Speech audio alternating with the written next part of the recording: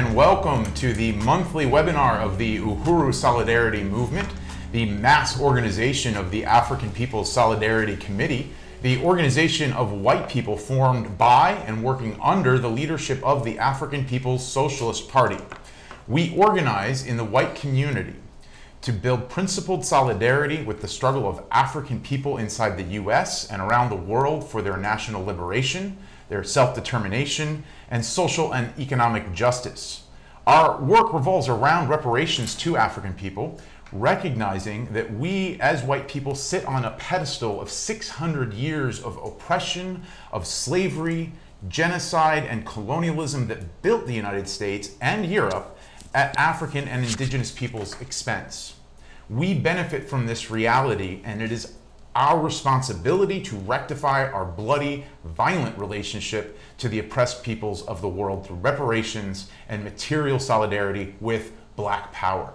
So my name is Jamie Simpson, and I'm a member of the Uhuru Solidarity Movement, and I am excited to be here tonight at the magnificent St. Petersburg, Florida Uhuru House, joined by my wonderful comrades from the African People's Solidarity Committee and Uhuru Solidarity Movement. But before I introduce our guest tonight, I want to salute the leadership of the African People's Socialist Party, Chairman Omali Yeshitela. Chairman Omali Yeshitela, whose strategy and vision of African internationalism is growing and building the African People's Socialist Party all over the world with the uncompromising goal of the total liberation and unification of Africa and African people everywhere. We want to especially salute the chairman for an amazing series of Sunday studies he is leading of his brand new political report to the upcoming 7th Congress of the African People's Socialist Party. The chairman read from the 6th chapter of the consolidation of the party's regional strategy on Sunday morning, and we'll be leading studies every Sunday online at youtube.com/UhuruTV and Chairman Omali Yeshitela's Facebook page at 8 a.m. Eastern for the next 3 weeks. We also want to salute Deputy Chair Ona Zene Yeshitela.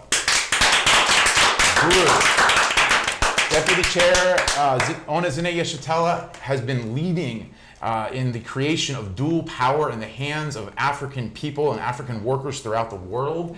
She is a visionary leader, a force behind the economic work of the party, which is building the foundation of a liberated, socialist, anti-colonial, African working class controlled Black power economy.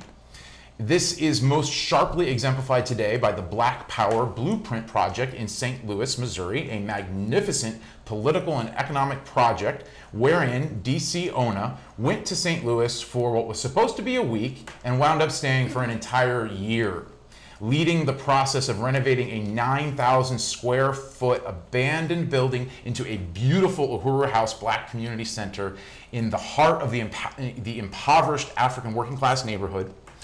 And that's right there on West Florissant Avenue in St. Louis. This project has been funded entirely by the support of the people, including Africans investing in their own future and white people paying reparations to the African liberation struggle.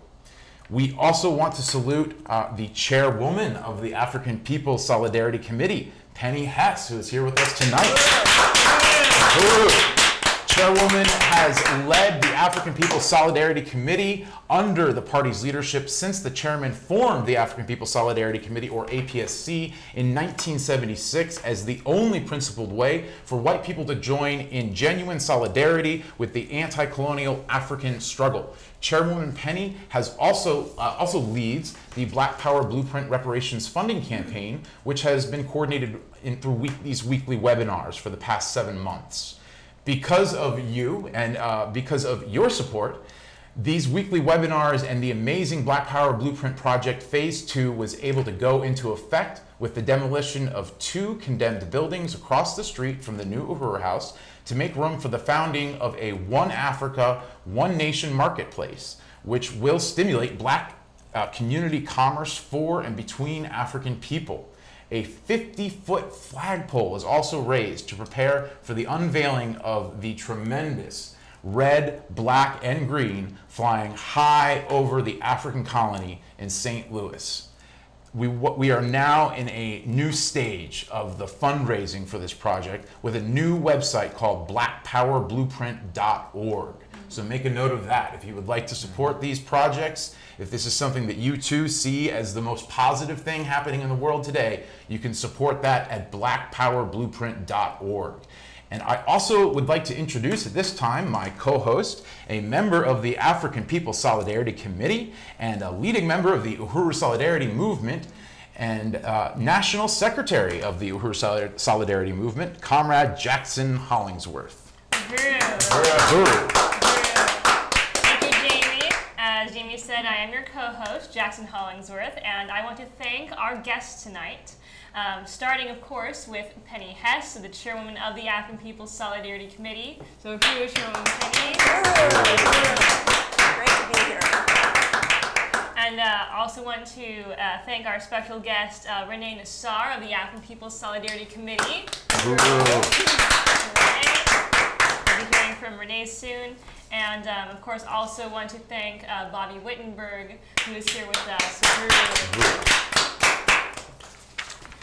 And so Bobby is a member of the Uhuru Solidarity Movement and a veteran of the U.S. Marines who has taken a powerful stance in solidarity with the struggle of oppressed peoples to resist foreign colonial domination, occupation of their lands. And Bobby is also a strong, repeated supporting donor of the Black Power Blueprint campaign. So, Uhuru, Bobby. Uhuru, thanks. It's great to be here tonight. Uhuru. Uhuru.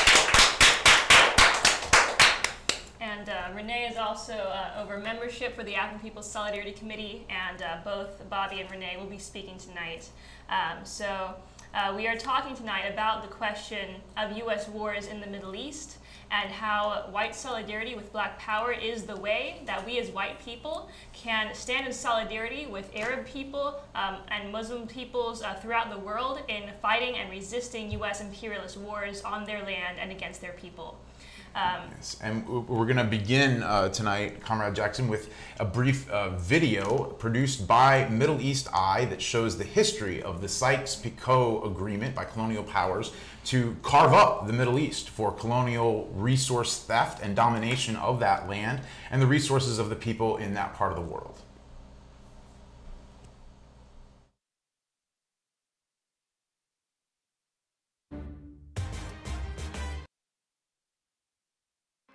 To know more about the Sykes-Picot Agreement, visit the website middleeasteye.net. This month marks the 100th year anniversary of the Sykes-Picot Agreement. But what is it and why is it still relevant today? In 100 seconds, I will attempt to explain the history, reason for, and impact of Sykes-Picot.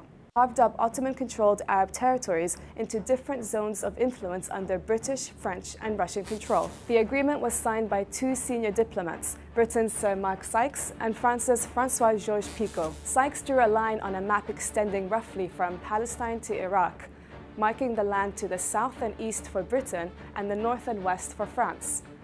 Firstly, the agreement was signed to protect British and French regional influence in the area. Secondly, the British wanted to protect and secure land and sea routes to India. Thirdly, the division of the territories showed Britain's need for a northern French buffer between Britain's Middle East holdings and Russia. The Arabs didn't know about the division of their land until a year and a half later, when Russian newspapers published a copy of the agreement. The British had promised them something entirely different, self-determination and control of territories in return for revolting against their Ottoman overlords. Many consider the borders drawn up by the imperial powers as illegitimate, designed to keep Arabs weak and divided. The Islamic State group defied the borders to establish a caliphate across Syria and Iraq in the summer of 2014. IS leader Abu Bakr al-Baghdadi said of the group's expansion, "This blessed advance will not stop until we hit the last nail in the coffin of the Sykes-Picot conspiracy." In light of the rapid developments and the rise of new groups in the region in the past few years, some say the region's borders will soon be redrawn once more. Iraqi Kurds, for example, threatened to hold a referendum on independence this year. Yet in the current state of turmoil, it is highly unlikely that new borders would bring stability.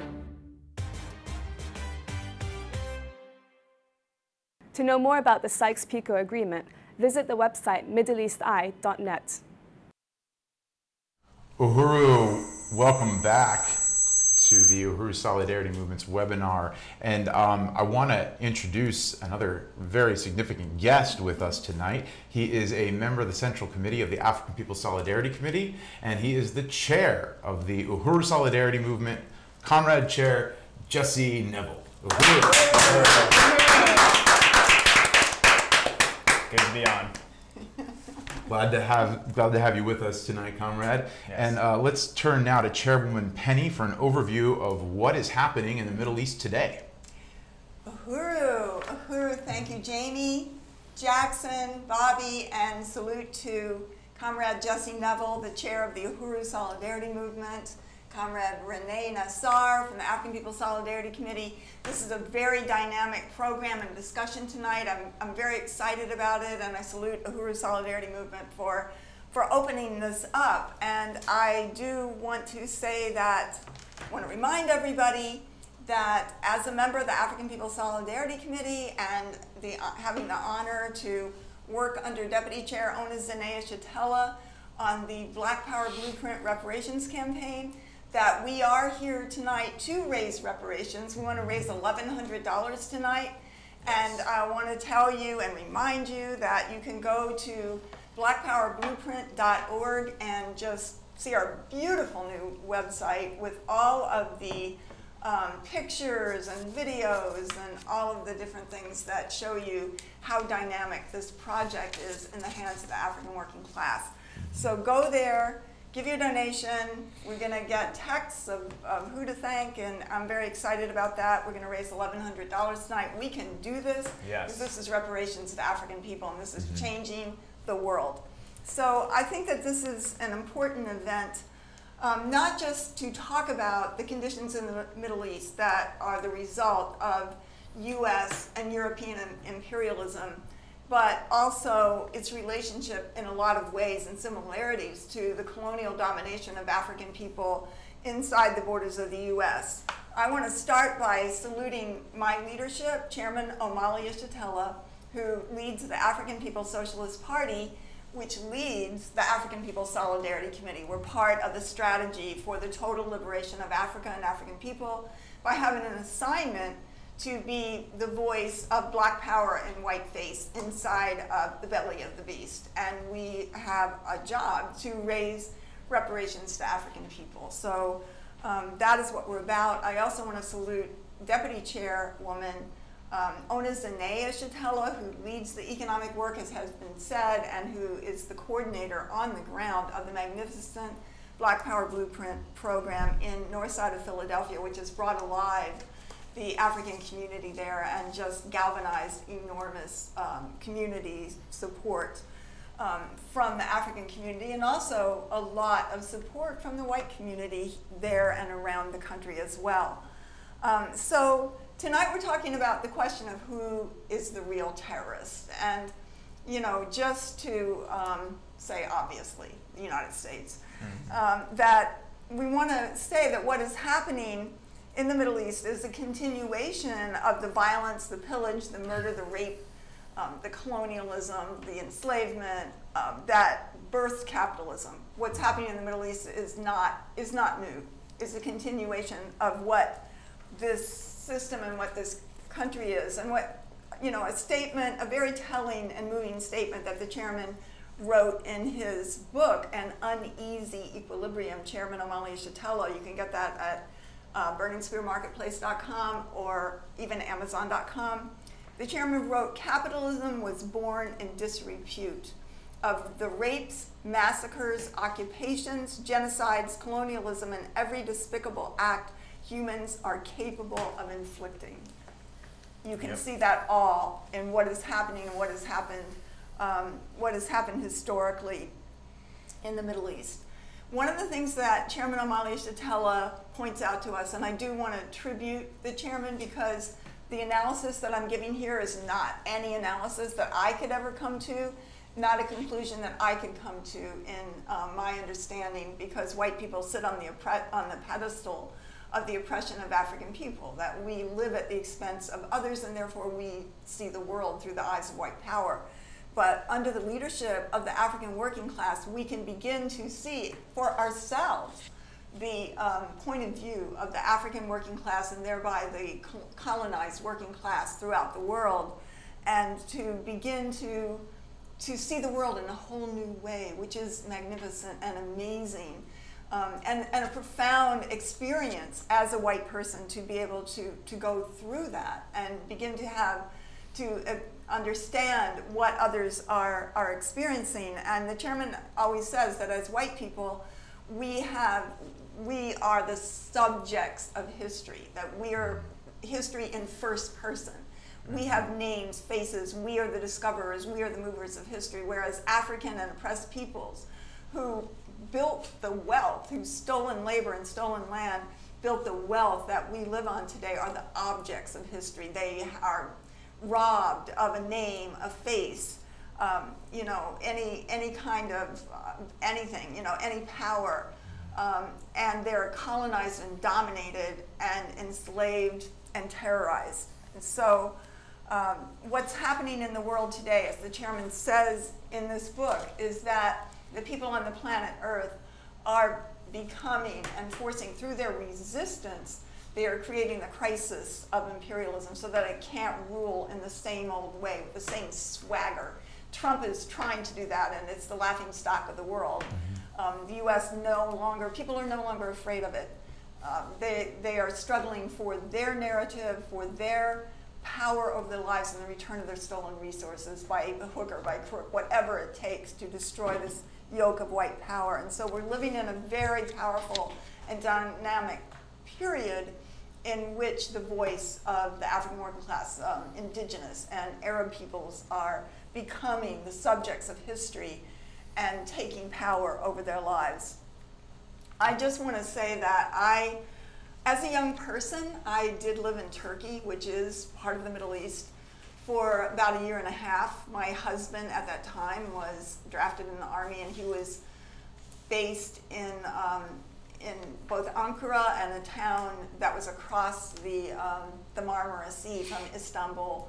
And I just want to say, in that experience, which is a limited experience, but to say that life in the Middle East and the culture of the Middle East, the Islamic culture, Turkey is not Arab, but it is Islamic, and it is a beautiful, beautiful culture. It is a culture that is life reaffirming. It is about living life in a beautiful, beautiful way.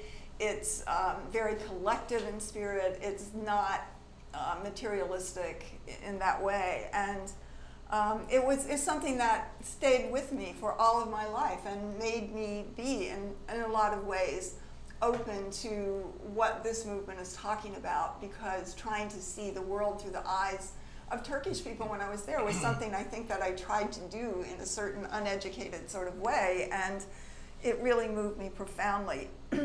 And I think about, as white people living on the pedestal of the oppression of everybody else, that we absolutely have no idea what it means to have your culture, your land, your everyday life, your home, your children bombed and wiped out by U.S. imperialism for years at a time, destroying thousands and thousands of years of history, destroying the cultural fabric that people had that dates back, a couple of thousand years, and that what that means. And that's what colonialism represents. And we can sit here and watch, the news is even filtered, it's censored, and all of this kind of thing. We don't, but we live in what the chairman calls ignorance of convenience. That enables us to live our happy little lives looking for the next restaurant where we're going to have dinner, our next vacation, or where we're going to go to school or send our kids to school, or where we're going to go somewhere as a tourist, while this system in our name is wiping out and destroying the lives of hundreds of millions of people, and has done that since day one, when at first Europe came out of the caves of Europe and began to invade and conquer Africa, to steal its human beings, turn African human beings into commodities for sale, which was the basis for the capitalist economy emerging out of feudalism, as the chairman has said. And the stolen labor, the terror, the genocide against the indigenous people, the role that we played as white people in lynching and carrying out everyday terror against African people and lynchings and other kinds of attacks and assaults that we carried on every day. This is the birth of imperialism, and what we see today, the birth of capitalism, is a continuation of this. The Middle East history is a history of imperialism and colonialism, and even Europe, Rome, and the Greek and Roman empires colonized North Africa for their resources, for such things as wine, honey, wheat, all of the things that grew there. The Crusades that are that sort of was the template for maybe a jihad in a certain way, where the Crusades were under a religious, a Catholic banner, were in fact an assault on North Africa and on the Islamic people. And that's what that was about, basically, to get resources and even to ultimately settle Europeans in Northern Africa, because Europe was so barren, it had nothing. And again, this was part of the whole process that built capitalism and the wealth of the white world. So the Middle East is a place of advanced civilizations up until now. It is, in many ways, the Middle East was the, inherited the legacy of the ancient Egyptian civilizations, and was, the guardian of civilizations until back to ancient times. So we do have $25 to acknowledge from Johan Bedingfield. We really want to salute that. And it says $975, but I think if we're raising $1,100, we have $1,075 to go. So Uhuru. $1075. Yes, Uhuru to Johan Bedingfield. Thank you. So France and Britain, as we saw in the Sykes-Picot video, worked to control the Middle East, and under colonizing basically the whole world. And apparently, originally, the control of the Middle East, the colonial control of the Middle East, was in some ways geopolitical, to make sure that, to ensure the safety and security of Europe, and also to secure waterways and passages to India and other colonies of Britain and France, the greatest colonizers on the planet Earth. But at the turn of the 20th century, when cars were the automobile was coming into play, and other kinds of things for fuel, etc., and oil was discovered in the Middle East, then it became a whole other thing. It became the source of the, some of the greatest wealth that imperialism could know, because of the oil developed there. The African Revolution in the 1960s deeply influenced the progressive nature of the Middle East Revolution. And I do want to say that. I'm going to skip around a little bit here, but I do want to say that that some of the most progressive governments in the world in the 60s and 70s and and even the 50s, 60s, and 70s were in the Middle East. Nasser, who was the leader of Egypt, waged a coup against British colonialism, and was very significant also in defining himself and North Africa as part of the African Revolution as a whole in the continent of Africa.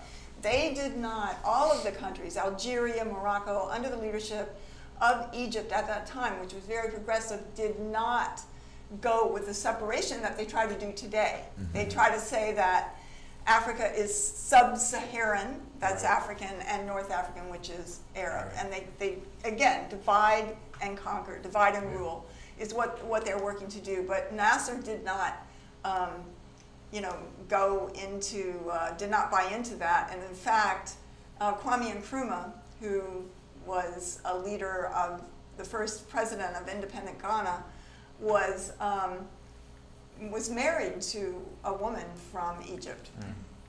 And that was a symbol of, excuse me, of the unity of North and Southern Africa, excuse me.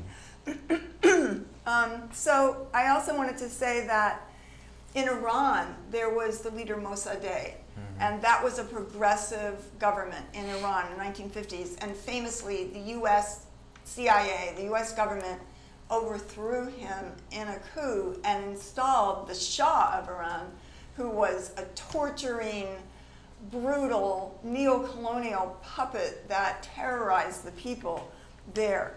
So that's what the US has been responsible for there. Also, Afghanistan in the 1970s had a very progressive government where there were collective farms, there was a collective society. It was very actually close to the Soviet Union.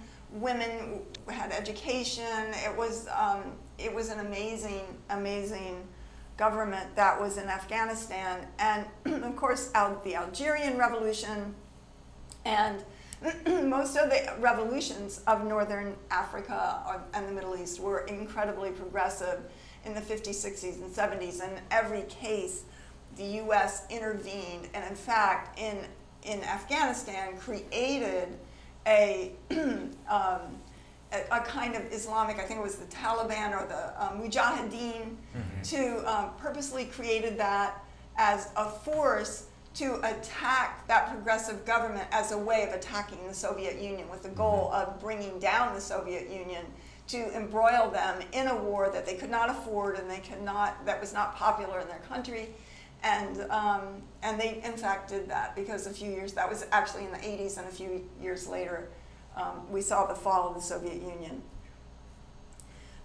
So we also know that in the 70s in particular, and some into the 80s, that there were progressive governments in the Middle East who formed the OPEC, the oil-producing economic, I'm not sure what it all stands for, I'm sorry, I forgot, but OPEC, and they were able to set the prices for oil, and this is something that the U.S. was very threatened by because the U.S. very much wanted control over the price of oil. In fact, today is responsible for the government for backing the Saudi Arabia and other governments in the Middle East so that they can control, in fact, name the dollar as the only currency in which oil is able to be purchased, although that is changing, and many places are trying to stand up to that. Although it's said that Saddam Hussein, Gaddafi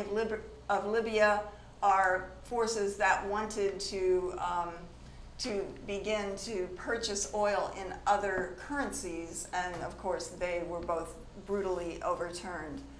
So this is something that the petrodollar is backed by the entire US military, and that's what that's about.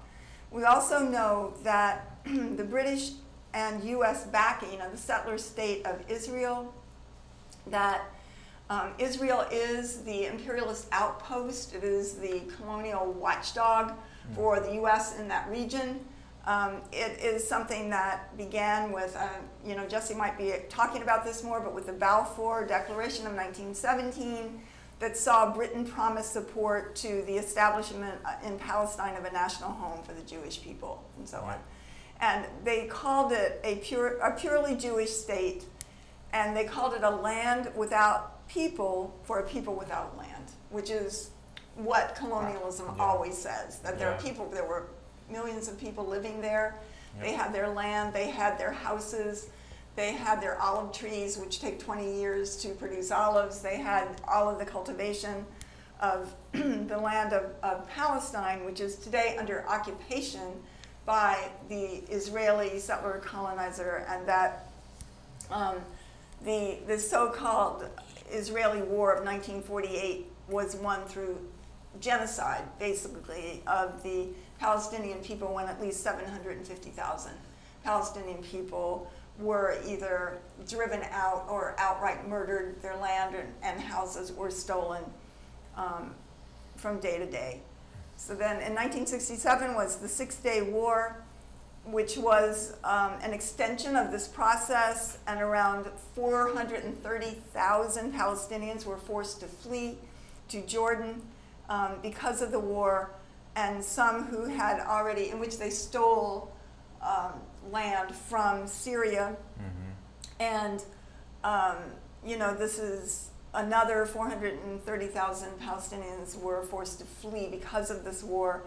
Another 1 million Palestinians came under Israeli control that weren't living under it with the occupied territories of the West Bank when they stole that as well, and East Jerusalem. So, you know, the Palestinian colonization became the key galvanizing issue of the entire Middle East. In a lot of ways, I think that that is still true.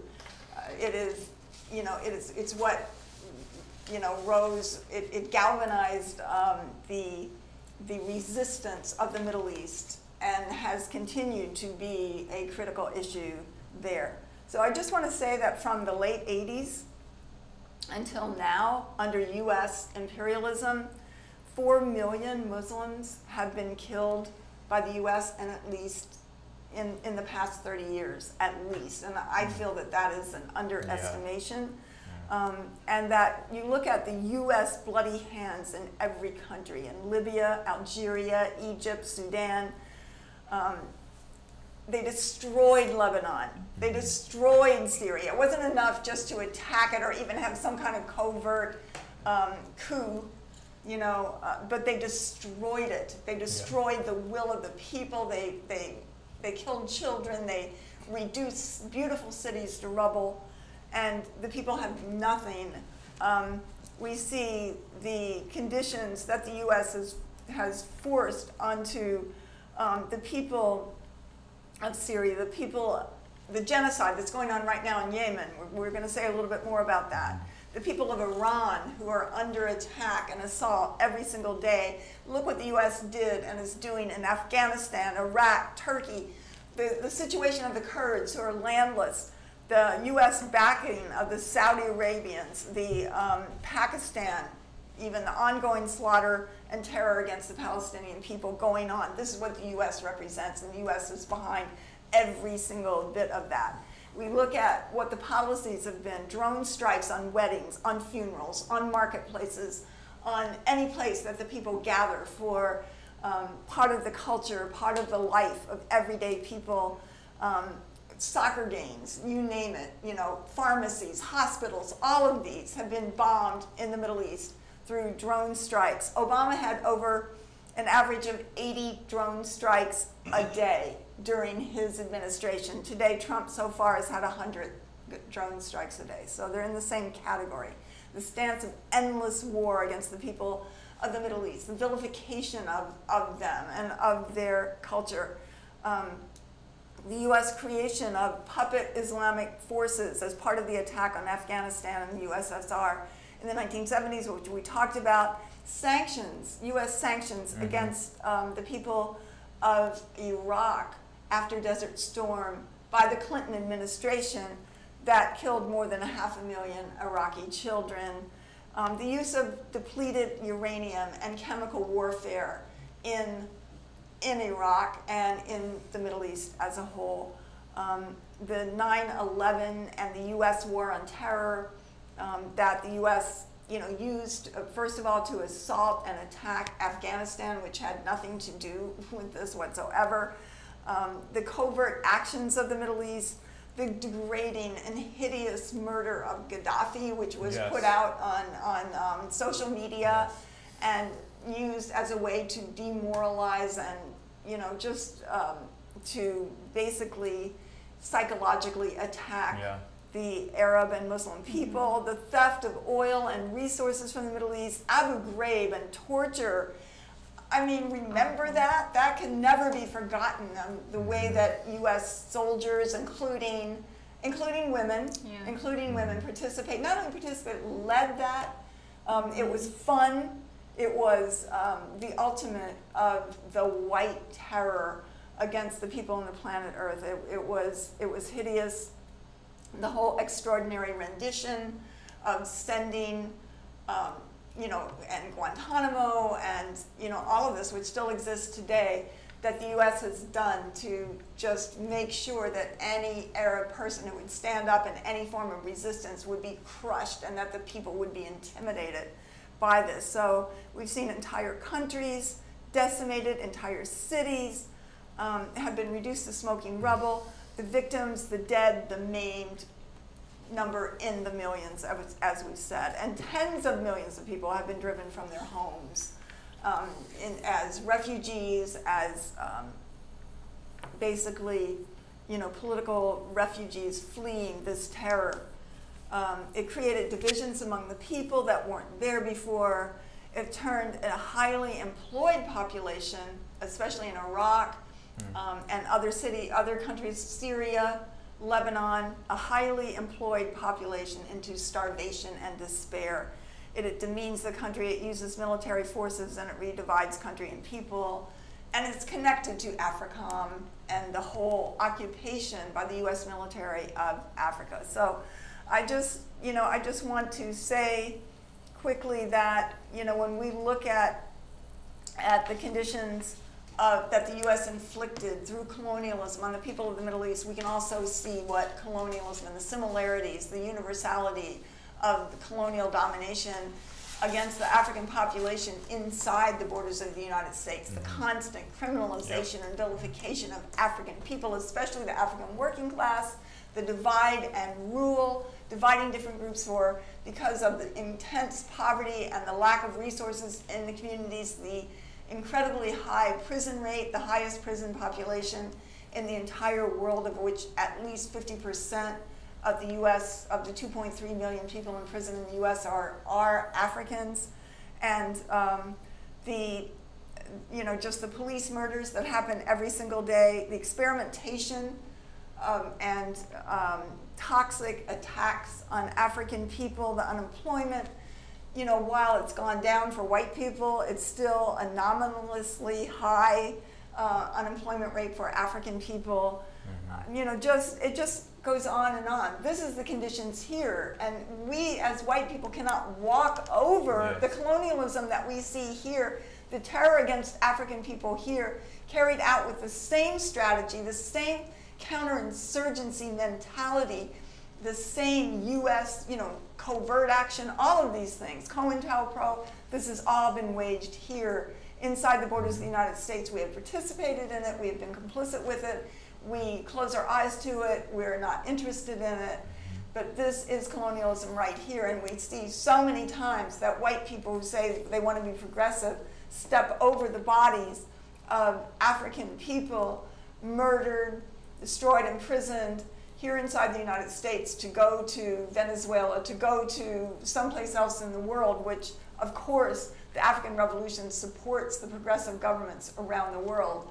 But we have a struggle that's right here inside the borders of the United States. If African people are free, if colonialism against African people were stopped today, if African people had power over their lives, which the Uhuru movement, the African People's Socialist Party, represents, there could not be the terror against the Middle East. There could not be terror against South America and any place else in the world. People everywhere will be free when Africa is free, because it is the cornerstone of U.S. imperialism. The chairman said that U.S. imperialism was born on Africa, from the theft of Africa, and it will die in Africa. And that's what this movement represents. As a member of the African People's Solidarity Committee, our role is reparations to African people, return the stolen resources. I want to see freedom. And we're not fighting against racism, we're fighting against colonialism right here.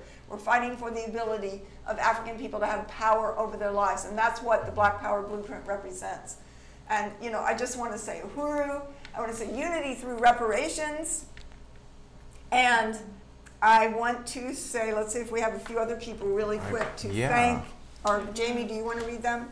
Yes, Uhuru. Uhuru. So thank you, Comrade Jackson.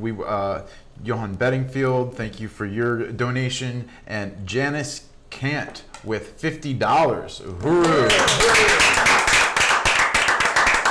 Thank you, Janice. Also, Robert Wood for $25 in reparations. All right, Uhuru. And did I miss anyone? And we have just that we have only 1,000 left to raise, and let's do this tonight. Yes, we can do it. BlackPowerBlueprint.org. Thank you, Comrade.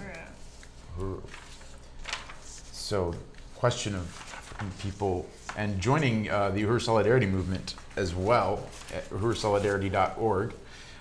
Thank you, Chairwoman Penny, for that really overwhelming overview. Before we go to our roundtable discussion, Jesse, you have a clip to introduce to the audience. Uhuru, we have a clip. Before we go to that clip, this is of Chairman Amalia Shatella speaking. I just want to thank Chairwoman Penny Hast for that. And I just want to say how much I appreciated that history and that overview as someone who was 12 years old when 9/11 happened. Wow. So I grew up in the shadow of 9/11 as a Jew in the United States of America, which means I went to Hebrew school, where Hebrew school teachers were talking about the Arabs and how they wanted to kill all the Jews and how the U.S. had to go in and nuke the entire Middle East, quote unquote. These are phrases I heard, you know, as a child growing up in this country. And I remember picking up a Time magazine, and it said, why do they hate, or something like that. And it was like, why do they hate us?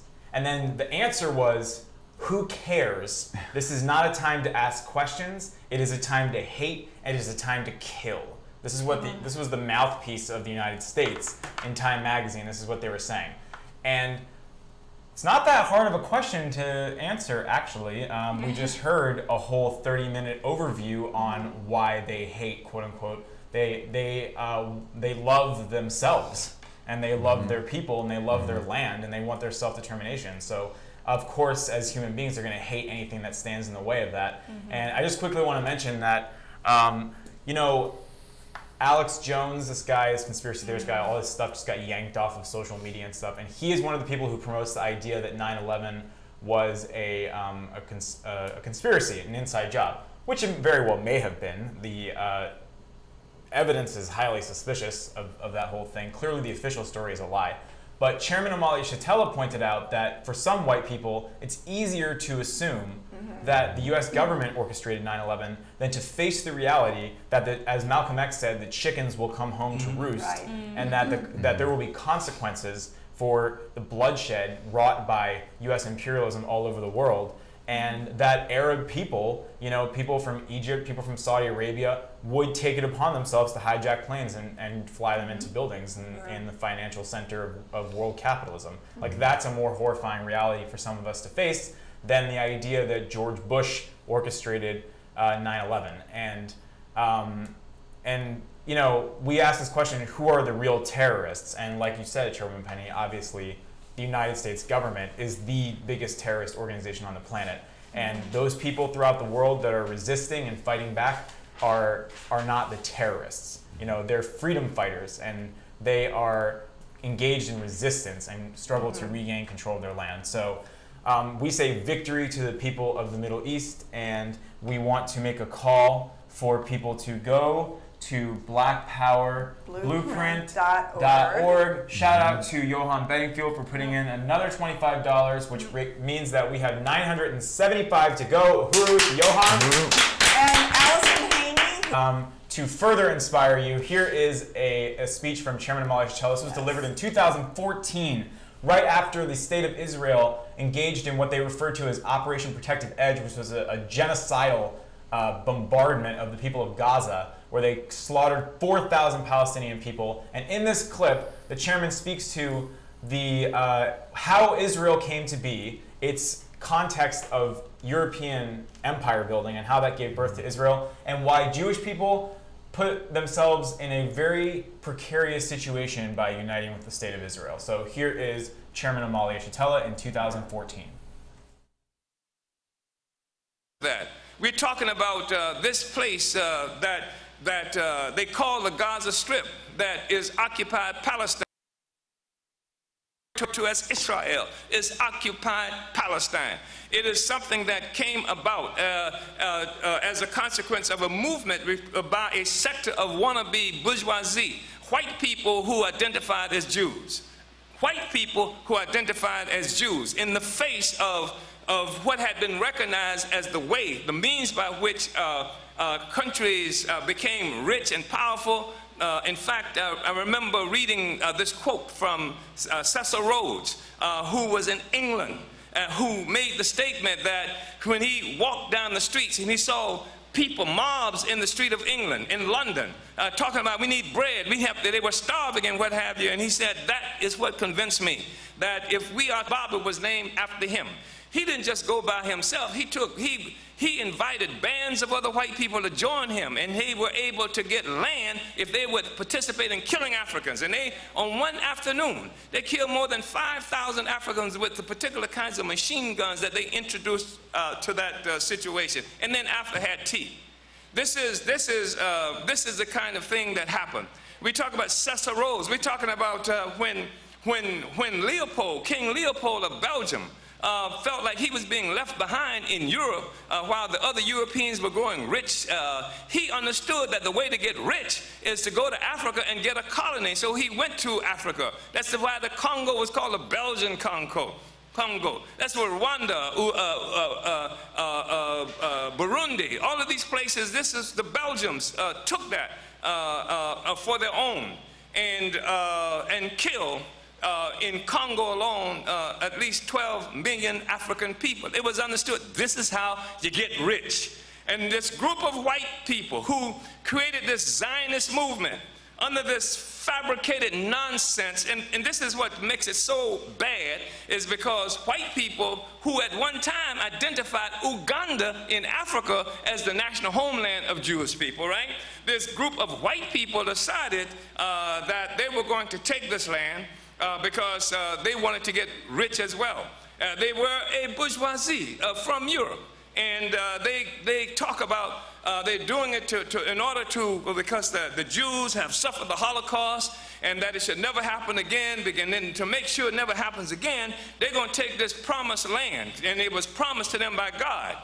God said that they were a chosen people and it's a promised land. The most ridiculous obscenities that you ever want to hear. And it's dangerous too. It's not just dangerous to people who fall victim to it other than Jews. It's dangerous to Jews too, to put yourself in a place that you are not among the human beings, but you got some special relationship that God, that he can give you somebody else's land, somebody else's territory, and you're a special people. That the laws of social development do not apply if you're Jewish. And of course, that's what we're looking at. And so this movement developed. And the bourgeoisie, does the bourgeoisie care about anybody but the bourgeoisie and the social system that it represents anywhere? Does the black petty bourgeoisie who is in charge of us in Congo, does he give a damn about the African masses in Congo? Do they care anything, the black petty bourgeoisie that's working with imperialism in Sierra Leone, do they give a damn about the African people, masses? Nothing. And salute Chairman Amalia Shatella of the African People's Socialist Party. That amazing summation on the Israeli attack, the imperialist attack on Gaza, and how that relates to the assault, the white power assault on the peoples of the planet Earth. So salute Chairman Amalia Shatella. And we are happy to welcome everyone back to this episode of Who Are the Real Terrorists? And we have some people to thank. First of all, I want to give a shout out and salute to Comrade Shannon Eccles with a $50 donation. Reparations. And we have Comrade Bobby Wittenberg with a $200 payment of reparations. Unity through reparations. Excellent, excellent. This is how we're going to win. This is how African people are going to win. So let's end up.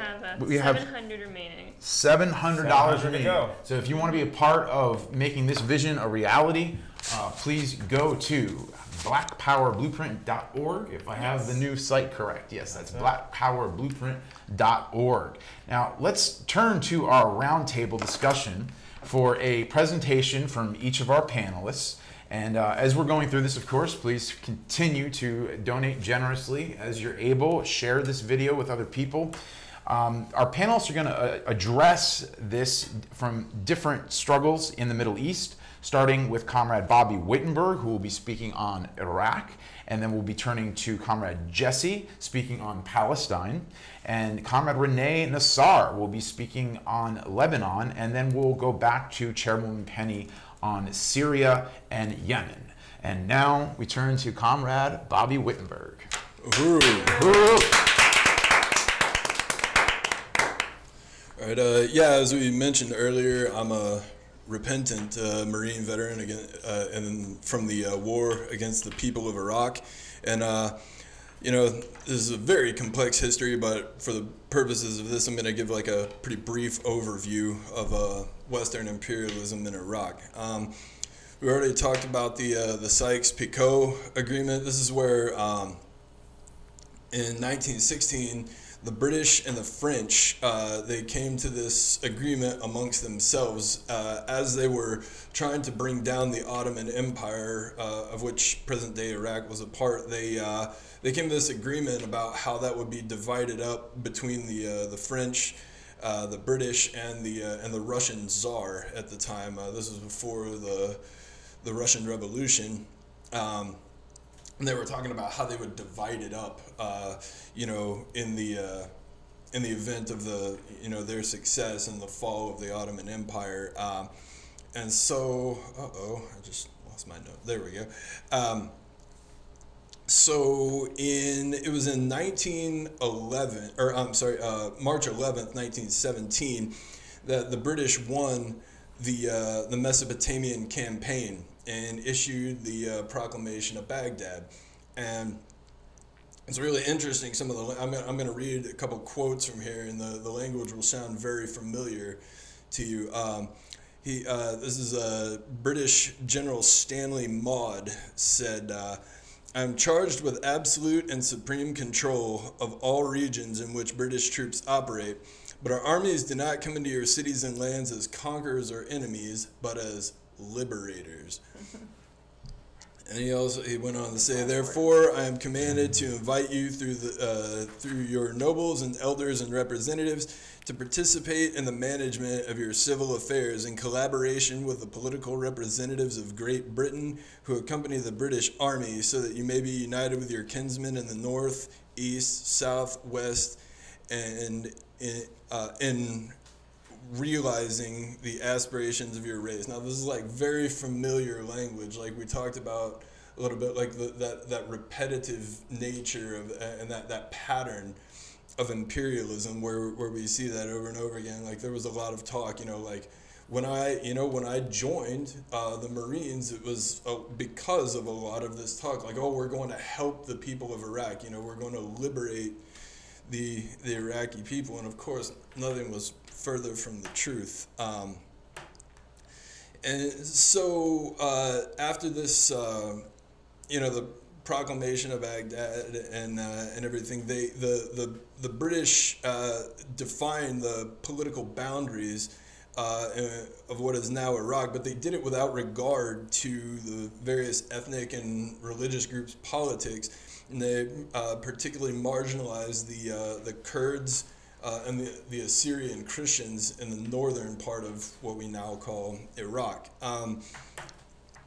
The Iraqi people revolted against this in 1920, but the revolt was put down, and so the British created what was called mandatory Iraq, and installed King Faisal, who was from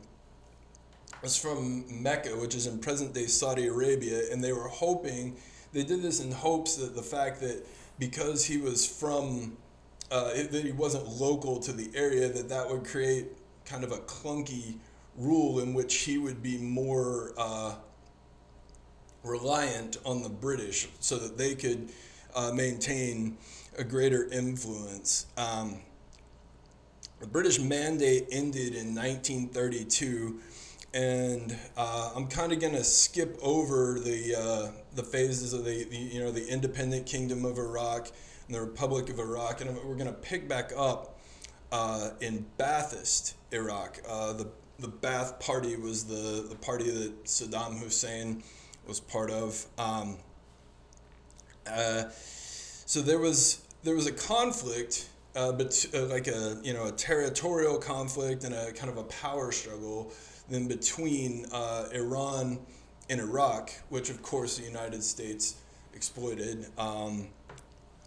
And they actually backed Saddam Hussein in this, in this conflict.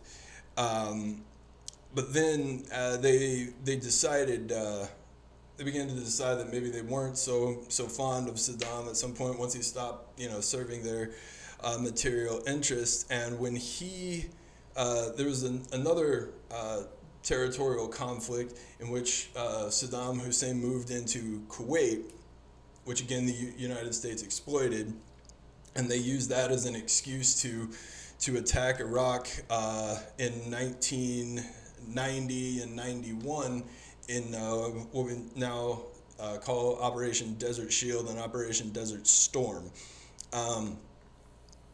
And this, there were very few U.S. casualties and whatever, but this brought a lot of death and destruction to Iraq. During the Clinton administration, he continued military assaults, and they also imposed sanctions against the Iraqi people, which resulted in the deaths of something like 500,000 Iraqi children. And when the Secretary of State, Madeleine Albright, under Bill Clinton, was asked, if that was worth it, she affirmed that, she thought that it was.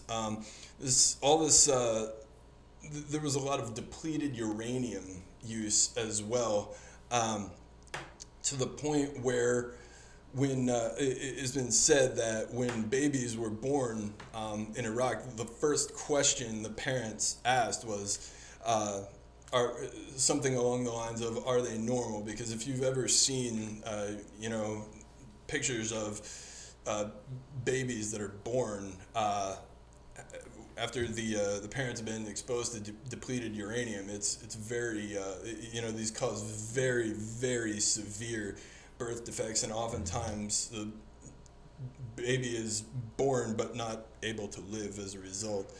And the Clinton administration, some of the contradictions that existed with the claims of weapons of mass destruction and stuff like that filtered over into the Bush administration, of course. And after 9/11, it's been reported that one of the first things that the Bush administration sat down to talk about was how to move into Iraq.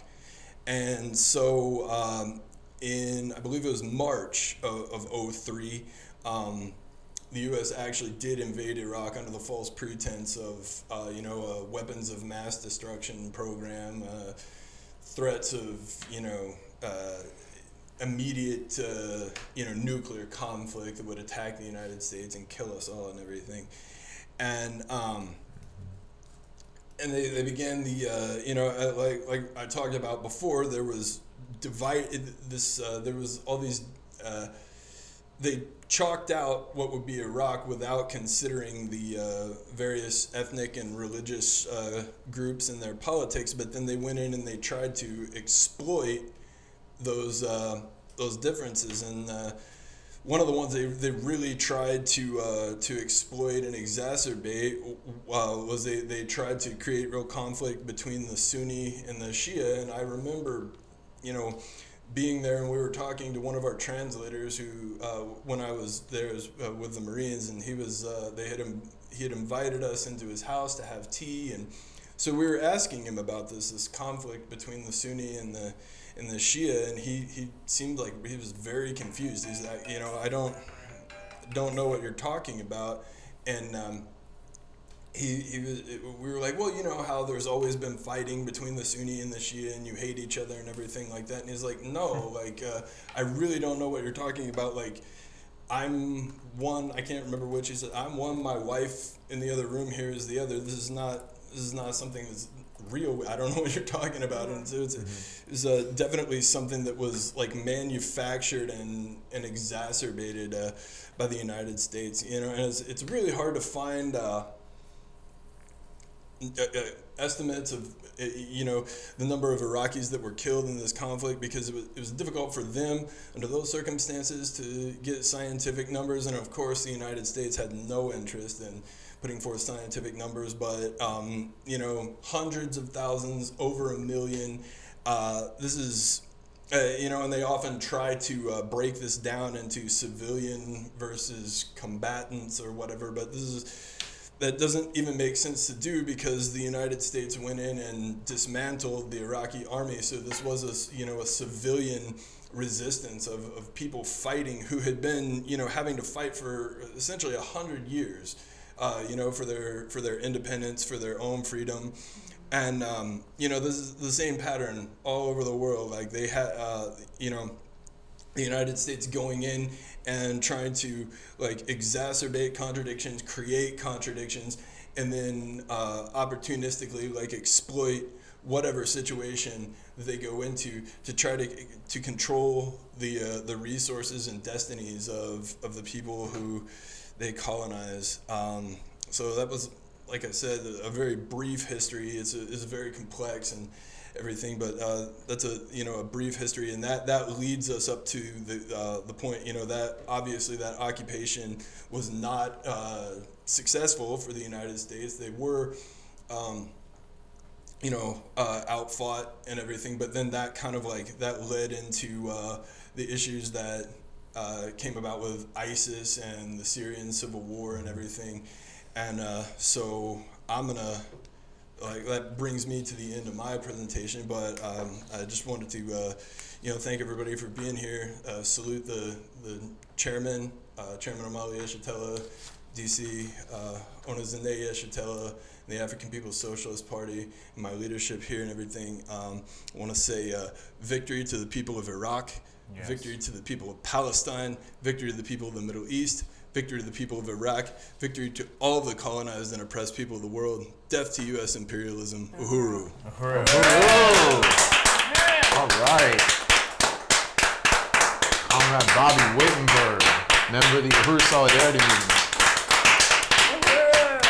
Uhuru. Really, really powerful, comrade. Every time you speak, thank you so much for your stance. It is incredibly inspirational. We have such an amazing panel tonight, and I think we have a couple people to thank out there. We have Rose Littell for $10 in reparations.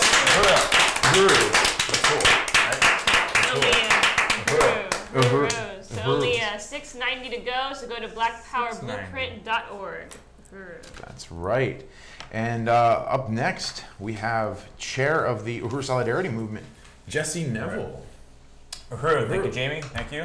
And I just want to echo the call. Go to blackpowerblueprint.org, and $690, we can do that. Yes. We have 55 minutes to raise $690. So go to blackpowerblueprint.org and put your reparations in there tonight to go towards this amazing project happening in St. Louis, which is tied to the struggle of African people everywhere to gain self-determination, political and economic power over their lives, which is the only thing that will stop U.S. imperialism dead in its tracks and make it possible for all of the oppressed peoples of the world to achieve victory in their struggles for national liberation, from Iraq to Palestine to Ferguson. Right. So blackpowerblueprint.org. So in terms of, I just want to appreciate Bobby and Unite with the call, the statement, victory to the people of Iraq, and just appreciate this whole discussion, because I'm going to talk about Palestine and what's going on in Palestine, but really the way they talk about Israel and Palestine in the news, in the bourgeois media, is similar to the way they talk about the Middle East in general. It's just like chaos. It's always been that way. It's religious strife and sectarian violence and like you were saying, Sunni and Shia and this and that, And they just make you believe that it's always been like that and that it's like less civilized or something. And they make these horrible comedies that mock the people of the Middle East, and it's like a punchline. And like Charlie Hebdo is just one example. In the US you have like Borat and stuff like that. It's the same thing, you know? And really, it's the other way around. Like Chairwoman Penny was saying, like that's where advanced civilization has flourished, and the barbarians are the white people, the Europeans, the imperialists that imposed all this violence and destruction on the people of Africa, the people of the Middle East, and turn the world upside down in order to benefit ourselves at their expense. And that's not the reality. That's not the reality. And when they talk about Palestine in particular, I just want to say that as a member of the Uhuru Solidarity Movement and the African People's Solidarity Committee, I unite with Chairman Omali Shatella's statement that unconditionally says that the state of Israel is an illegitimate white nationalist colonial settler state built on the theft and the genocide of the land of the Palestinian people and genocide committed against them. Uhuru. And that's, you know, we just want to come right out and say that as an unambiguous statement, because there's a lot of other stuff you'll hear out there about two-state solution and returning to the 1967 borders. You talked about the 67 war. So there are like Palestine solidarity activists in this country, including Jews, who call for a return to those borders. So they just want like the state of Israel to be a little bit smaller, but still exist at the expense of the lives of the Palestinian people. So we talked about what happened in 2014, but this year, right up until this very moment that we're having this webinar, for the past 18 weeks, there have been thousands of Palestinian people in the Gaza Strip, which is a piece of the land stolen by Israel in 1967, who have been engaged in massive protests calling for their right to return to their land. And in response to their demonstrations, the state of Israel has killed over 140, including a few days ago, a 12-year-old who was killed by the state of Israel. And they are using all kinds of horrific, advanced military technology to attack and maim and slaughter those people. And in brave acts of resistance in response, supposedly, according to the state of Israel, some of the Palestinian people have released burning kites.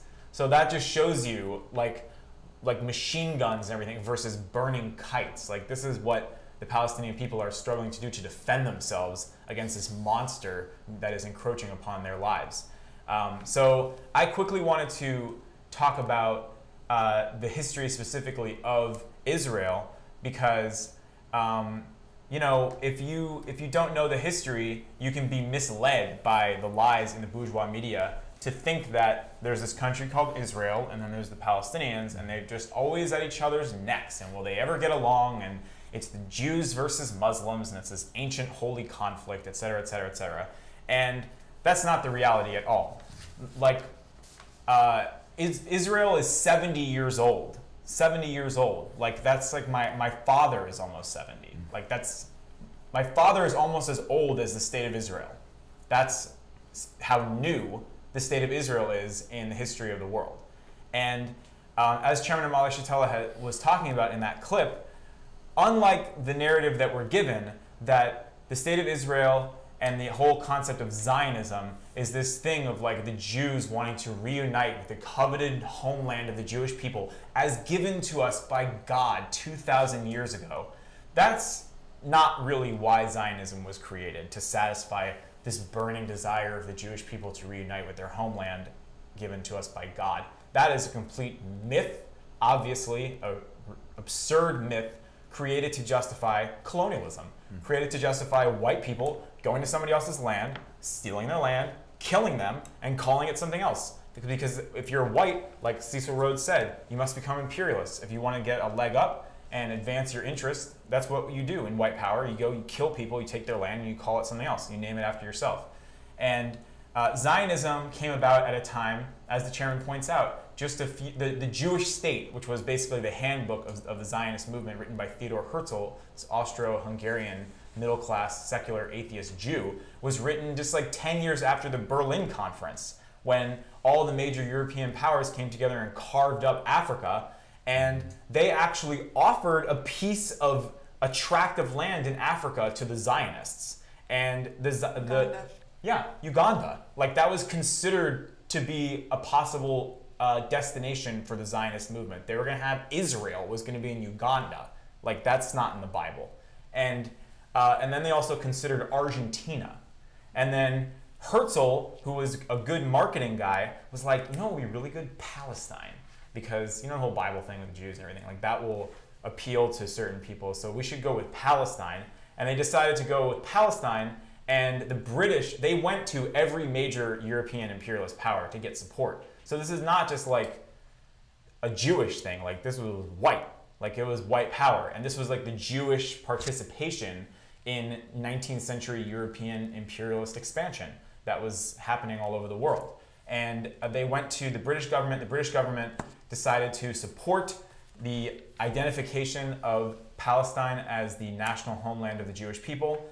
And then there were huge waves of Zionists moving to Israel. But I do want to point out, however, that the earliest waves of Zionist settlement in Palestine started in the late 1800s. So, and they actually, and it was not innocent.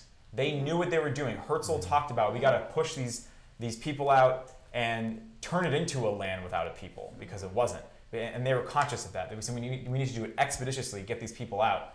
And some of the organizations like the Jewish National Fund that ended up being key in the genocide against the Palestinian people, they started in the late 1800s, which shows you this has absolutely nothing to do with the so-called Holocaust. Because unless Theodor Herzl was a psychic, he obviously did not have Adolf Hitler in mind when he was conceiving of the Zionist Jewish state in 1896.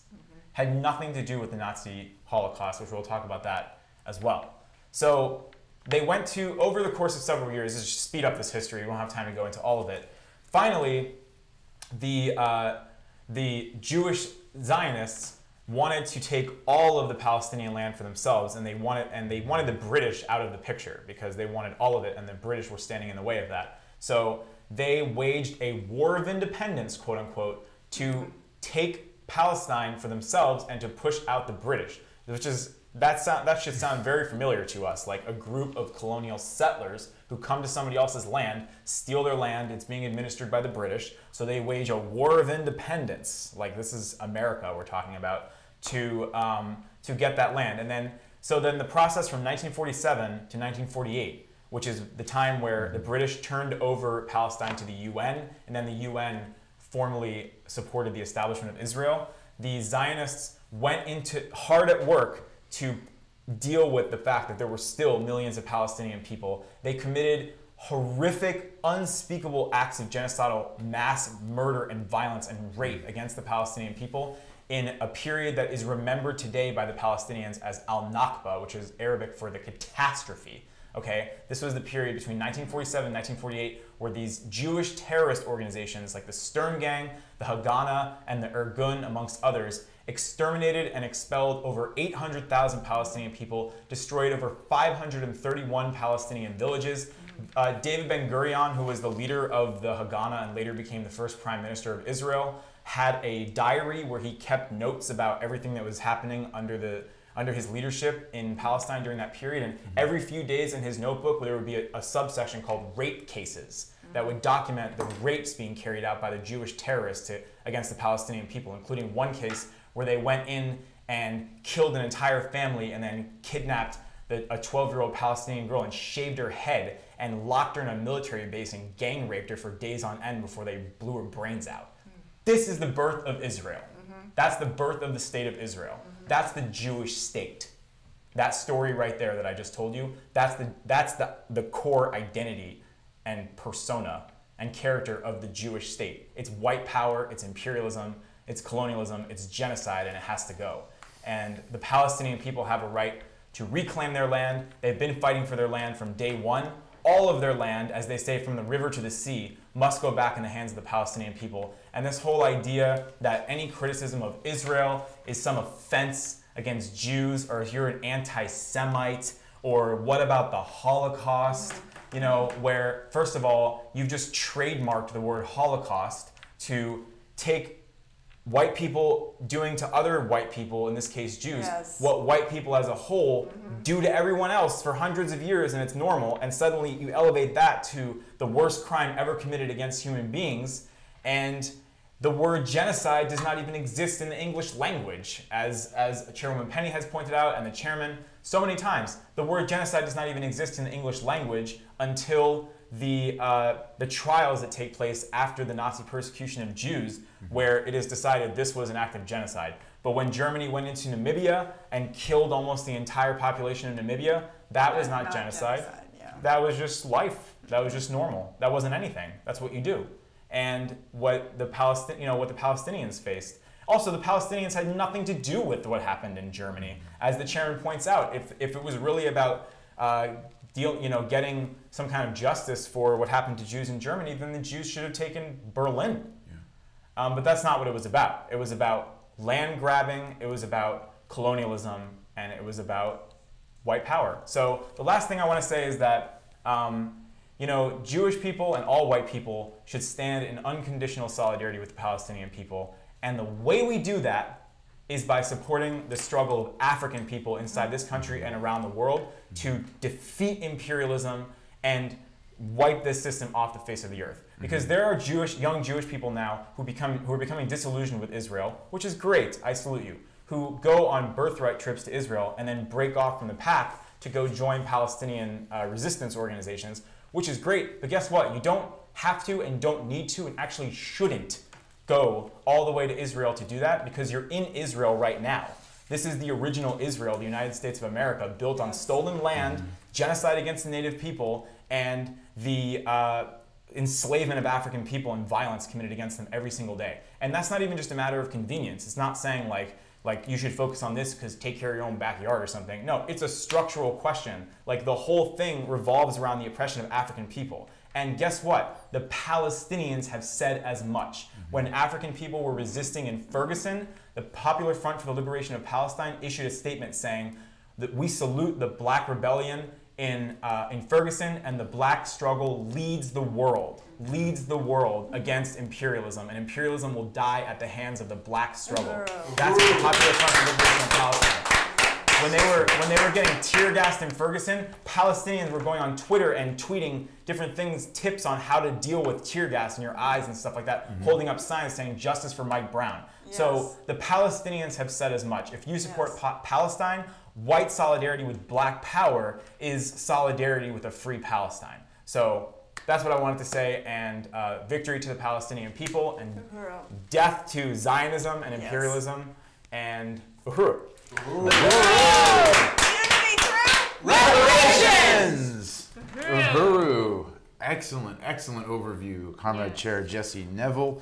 The history of Palestine and the Jewish white nationalist white settler colonial state of Israel. And next up on this incredible roundtable discussion, we have Comrade Renee Nassar. Uhuru, and welcome. Uhuru. I just really want to appreciate everything that's already been said by Chairwoman Penny's overview, and Bobby and Jesse. Really a powerful panel, and I really appreciate being on this panel to talk about Lebanon and the history of Israel and the U.S. imperialist wars in Lebanon. And I first just wanted to say that I am Lebanese, and I was born and raised in the U.S., and my father is Lebanese. He was born and raised in Beirut, and he as well as thousands of Lebanese and Palestinians who were living in Lebanon in the 70s were forced to flee Lebanon during the Lebanese Civil War in the 1970s, and which really is accurately should be characterized as a war that was caused by U.S. imperialist and Zionist war against the Palestinians and Arab people. And So I just wanted to say that even though in 1975, that was the year when the Lebanese Civil War started, it really goes back further than that, and it really starts with the formation of Lebanon, which Chairwoman Penny and Bobby had already touched upon, which was the Sykes Picot Agreement. And in 1920, France as well as Britain, carved up all of the Middle East, and in 1920, France carved up Lebanon and Syria, and Lebanon was part of Syria. And like Bobby had said, they just completely disregarded the ethnic and religious groups and boundaries that were in those regions. And so France had, Syria and Lebanon was under French colonial control, and the French wanted to create Lebanon as a Christian state because of the relationship and the allyship that they had with Christians in that region. And since the French, going way back to the Crusades, when the French missionaries had invaded that region. And so the Muslims that lived in that area, that came under the new state of Lebanon, did not want to be part of Lebanon. They fiercely resisted that, and because of the relationship that the Christians in that region had to French and U.S. imperialism, so they fiercely resisted that, and they did not want to be part of Lebanon. So the carve-up of Lebanon and Syria by French colonial powers is the cause of much of the conflict that we see in the Middle East today. And so that was one thing I wanted to touch upon, and of course, a big factor in the leading up to the 1975 Civil War, as Jesse has already mentioned, was the formation of the illegitimate colonial settler state of Israel in 1948, which Arabs refer to as the Al-Nakba, and it was just a brutal, like Jesse said, brutal, unspeakable acts of violence that were committed against the Palestinian people. And so with that, thousands of Palestinians fled to Lebanon and Jordan and Syria and other places in the Middle East.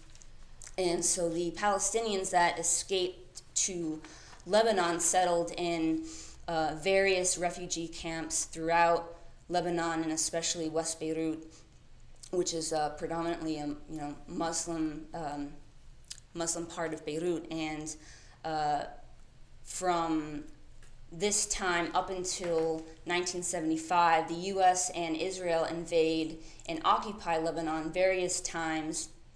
And it should also be mentioned that the U.S. and Israel backed the Lebanese Christian government. So that's something that I wanted to point out, because they really supported the Lebanese government. And so after 1948 of the Nakba, the U.S. Marines are deployed in Lebanon. And like I said, the government is supported by the U.S., and they arrive in Lebanon the day after the peoples of Iraq overthrow the monarch and the royal family in July of 1958. And, the Lebanese government fears that an uprising an uprising does happen, and they fear that an overthrow of the government is going to occur. And this is right after Syria, and I think Penny touched upon it a little bit. This is right after Syria and Egypt unite under the United Arab Republic during the Cold War. And a lot of the peoples of Lebanon and the peoples of Lebanon wanted Lebanon to be united under the UAR, but the U.S. backed Christian government opposed that and wanted to maintain imperialist alliances with the U.S. And so that was the U.S. involvement and occupation in Lebanon. And then, of course, in 1976, as Chairwoman Penny has already mentioned, was the Six-Day War in occupied Palestine, and that was where we see a second wave of Palestinians fleeing to Lebanon.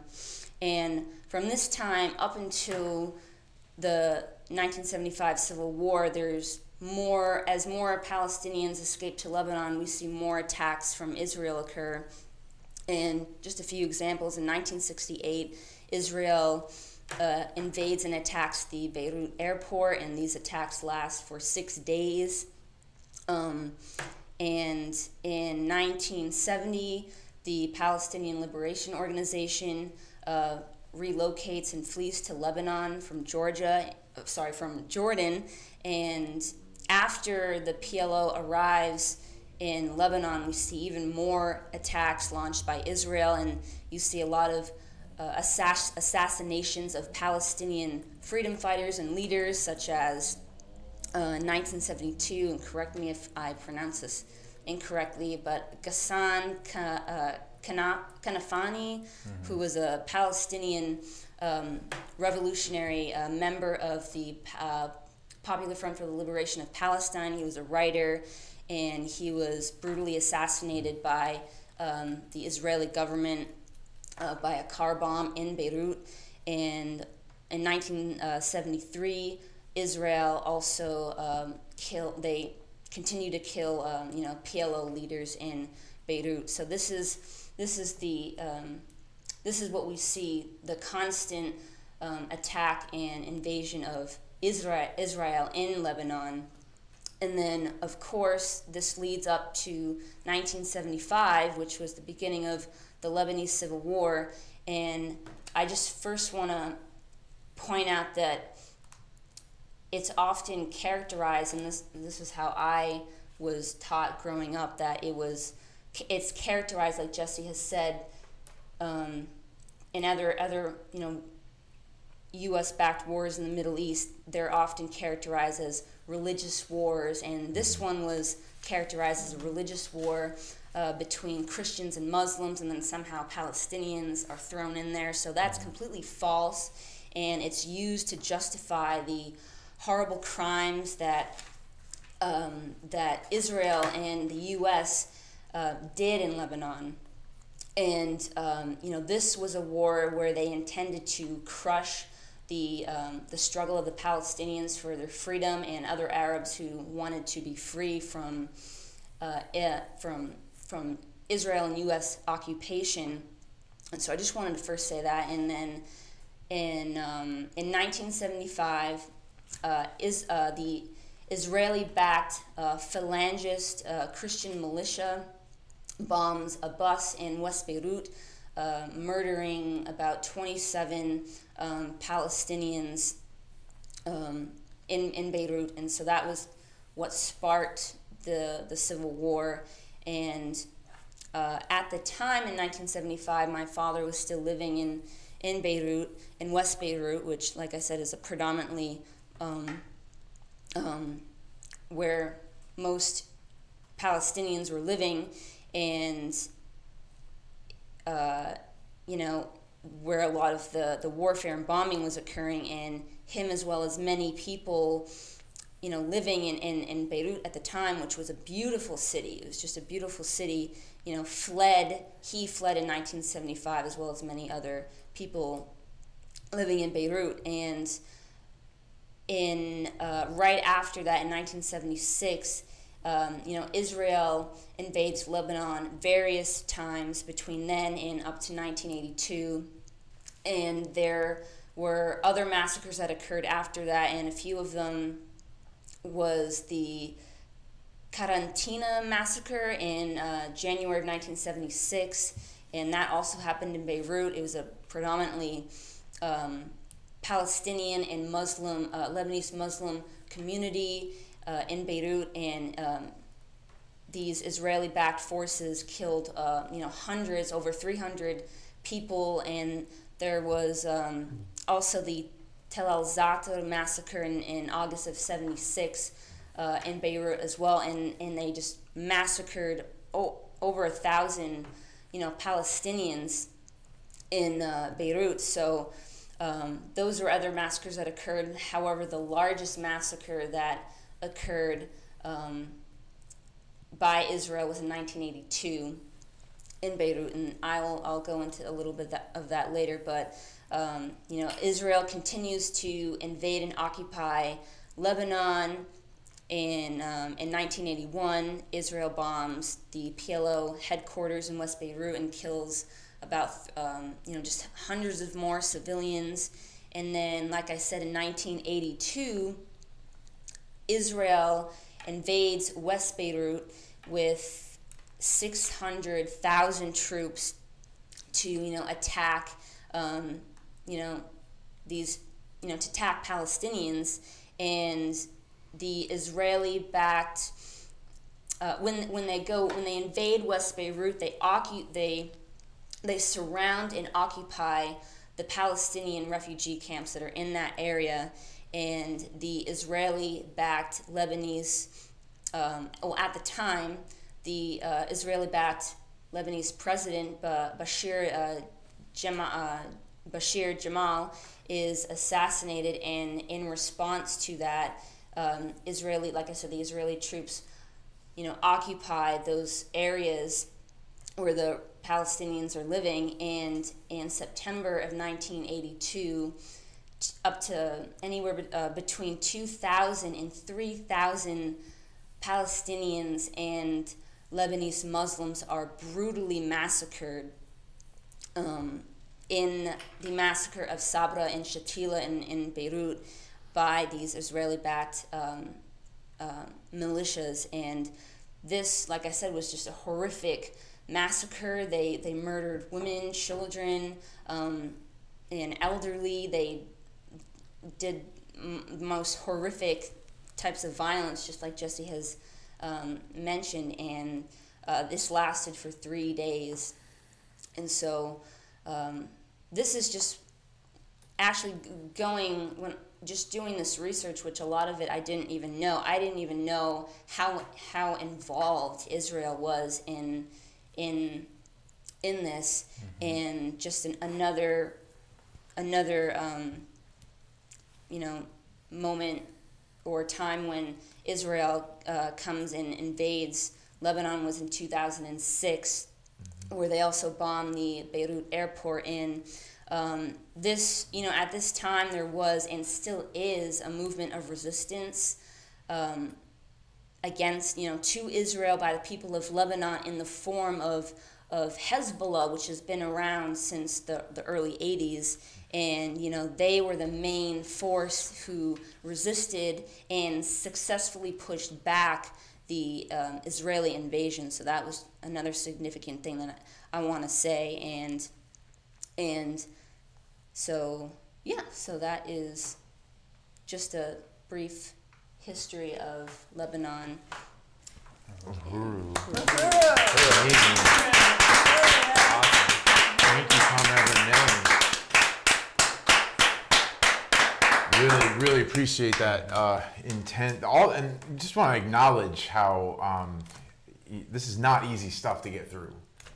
We're talking about human lives here, thousands, tens of thousands, hundreds, millions of human lives, just in the Middle East alone. So if people are overwhelmed, we understand. We are too. And the only rational response to that is to unite with colonized people here in the form of the African working class. And as people have been doing, please continue to support the Black Power Blueprint at blackpowerblueprint.org. And we're going to move on now back to Chairwoman Penny Hess and discuss more grueling facts of what it takes to support a colonial reality in Syria and in Yemen. Uhuru, I just really want to appreciate these tremendous and powerful presentations that we've heard here tonight. Yeah, everyone. We need a symposium on this. We Yeah, we need do. a couple of days to go We through do. all of this, to really talk about it from an anti-imperialist point of view. But I just want to say that we have in this room, under the leadership of the African working class, we have Renee, whose father is Lebanese. We have Jesse, who's raised from a Jewish family. We have Bobby, who's a veteran of the U.S. wars against the people of Iraq and the Middle East, is taking this stand that's saying imperialism must go, and that we do that by standing in solidarity with the liberation of African people, and we pay reparations to African people.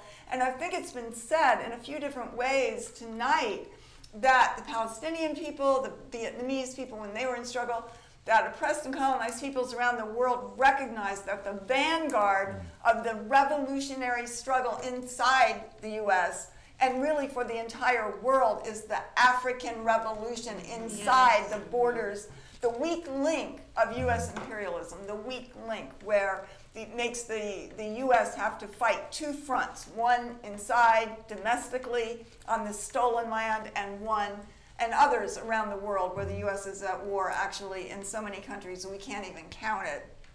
And this is what the African People's Socialist Party represents, is the vanguard, the advanced detachment. This is what the Black Power Blueprint represents. It represents not only for African people but for the entire world a place where inside the U.S. revolution is building, where that the struggle for revolution is not some adventurous act that somebody would commit. It is digging in deep among the masses of the oppressed and colonized people. That's what the Black Power Blueprint is about. It's showing the people, in this case, in the African community of St. Louis, that the African workers themselves can take power. They can control their lives. They can meet their own needs. That is what this is about. This is a beautiful, amazing thing that is bringing to life the African community, not only of the north side of St. Louis, but it is also winning so many other African struggles all around the country, and particularly in the Midwest, as the Black is Back Coalition conference that was held at Aquaba Hall in St. Louis as part of the Black Power Blueprint showed this weekend. It was so powerful. Please go to the Black is Back and see that. But I want to say that we as white people, we have our revolutionary task is not to be a consumer of this information, but to take it in and to internalize it, to say that, that we are repulsed by this, by what is carried out in our name, that we passively accept, that we will not do that anymore, and that the way to do that, the way to take a stand, the way to end this imperialism is turn those stolen resources of African people back over to the African population, and that's what the Black Power Blueprint represents. So it is a real thing. The Black Power Blueprint does not take money from the government. It does not take money from corporations. It takes money from the people who have unity with what it's about. And that's what we're calling on you to do. We still have $690 to raise tonight. We really thank and salute the people who have given. But we can't stop now. If every person on this program tonight could give $35, we would meet our goal. We need $690. I'm going to give $50 tonight. But we can't leave it a mere $600, so that leaves it at $640 to go. So that, is just give $30, $35. Go ahead and put it in. Put it on your credit card. Put it at blackpowerblueprint.org. We can do this. We can do this. This is your stand. This is your activism. This is your international solidarity with African people and the people on the planet Earth. This is what turning loose your whiteness means. This is what it means to stand on the forward side of history, which we have the opportunity to do. We have a responsibility to do that. How can we hear what we heard tonight and not not turn it over to the African Revolution, that African people at times in this country, the only ones, like the Garvey movement of the 1920s, that stood in solidarity with every revolutionary struggle around the world, anti-colonial struggles that were taking place, and so many, from Ho Chi Minh to Sandino, and Farabundu Martí in El Salvador, who were under the influence of Marcus Garvey, that the peoples of the world must be free, that they have a right to their land and resources. An over 100-year struggle that's been going on, resistance and freedom. It must come about. This world is being destroyed. Everything is, this system will wipe out human beings and the planet itself. And it is in the process of doing that we see, happening before our very eyes today. If you want to be part of the future, go to blackpowerblueprint.org and put in $50, put in $100, put in $30. We need to raise this tonight. This is a stand. This is a revolutionary act. This is part of changing the world. I just want to say really quickly, because I know that we're coming to the end of this, and this has been profound. Nobody is really talking about the genocide, the fratricide, the work, just the terror, the slaughter that's going on in Yemen right now. It's very little in the news, very much not talked about, but Saudi Arabia, U.S. backing it, U.S. accepting it, U.S. arming them, that's one, it's just like Saudi Arabia is the Arab Israel of the Middle East, and that in Yemen right now, more than 22 million people are in serious need of aid, with 8.4 million people on the brink of starvation. And I've seen pictures where, the babies, and we see this in Africa, we see where serious starvation is imposed upon the people. And that's according to the United Nations. Already, Yemen was the most impoverished country of the Middle East, and the Saudi-led bombings of infrastructure and the blockade imposed on Yemeni ports have left millions on the brink. So they can't even get food into them. According to the UN estimates, more than 60% of the population are in urgent need of food. Out of these, 7 million are facing famine. The destruction of infrastructure has also left 15 million without any access to health care. And this has generated an unprecedented cholera outbreak with 900,000 cases and thousands dead already. 50,000 Yemeni children have died in 2017 as a result of disease and starvation. There is no hyperbole needed. This is what is happening, and there are people who are summing it up that the U.S.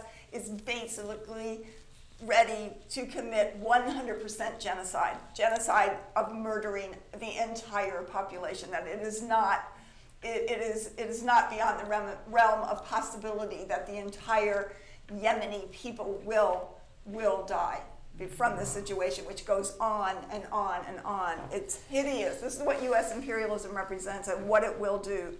I just wanted to say quickly about Syria, and there's so much we could say about that. We could have a whole night of just talking about that. But that the U.S. Backed rebels attempting to overthrow Assad. That's where ISIS and the Free Syrian Army and these reactionary forces, and a lot of them were some of the same forces that the U.S. used in Libya against Gaddafi, and to overthrow that and destabilize that, which both Syria and Libya, with the same forces, were very, I think Libya had the highest standard of living in Africa, except for South Africa. But of course, when you're talking about South Africa, you're talking about white people, not the conditions of African people. But Libya had a progressive government, and people lived really well, and it was completely overturned, and now it is a very volatile, very impoverished, very much on the brink also. But in Syria, some of the same forces were used, and that the estimates of death in the Syrian so-called civil war, the U.S.-backed war, vary between 353,500 and 511,000 people, so about 500,000 people. That an estimated 400,000 people died in that war, were killed in that war. 5.6 million people forced into exile and under very perilous conditions, as we saw crossing, as Africans attempt to do, to leave in exile in the constant war against Africa in so many fronts, economically, politically, and militarily. The same thing with the Syrian people, forced to leave, forced to get on rickety boats to cross the Mediterranean and try to get into Europe to pursue their stolen resources. We see the false allegations of chemical weapons used by Assad. We know that the U.S. markings you know, I guess you would say their branding or whatever were all over these chemical weapons canisters. We saw the destruction of cities and very, very ancient cultural sites in brutally, you know, in Syria as a way to demoralize the people, to just take them out of their history. We saw, you know, many, many millions in exile, and you know, this is Obama's legacy as well as Trump's. This is just a little bit about what the situation is that we can't accept. I just want to say that Jenna Payne has given $20 tonight. Melissa Laufer, $50. And I don't know if this counts my stand, but we're at 580, or maybe we're... I don't think that counts yours. Okay, so then maybe I am going to do that right after this, so that would put us at 510. We only need $510 to raise. We have $10 from Kyle Weiss as well. Uhuru! So that puts us, I believe that puts us at only $500 to raise. That is nothing. Let's go ahead and do that. Let's do it tonight. Let's do it tonight. This is a stand of reparations. This is what we can do right now. Yes. Not just as an abstract thing, but so in solidarity with the only force that continues to fight imperialism every single day, the African People's Socialist Party, working for a world in which all human beings can live, in which African people can have their land, in which all the peoples of the planet Earth can have the return of their resources and live in peace, no one at the expense of everyone else. Go to blackpowerblueprint.org. Kristen, 410, $50. So if we, that's...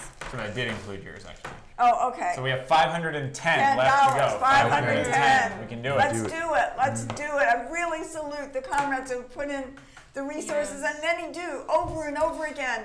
Really, really salute you. This is a stand of reparations. This is winning.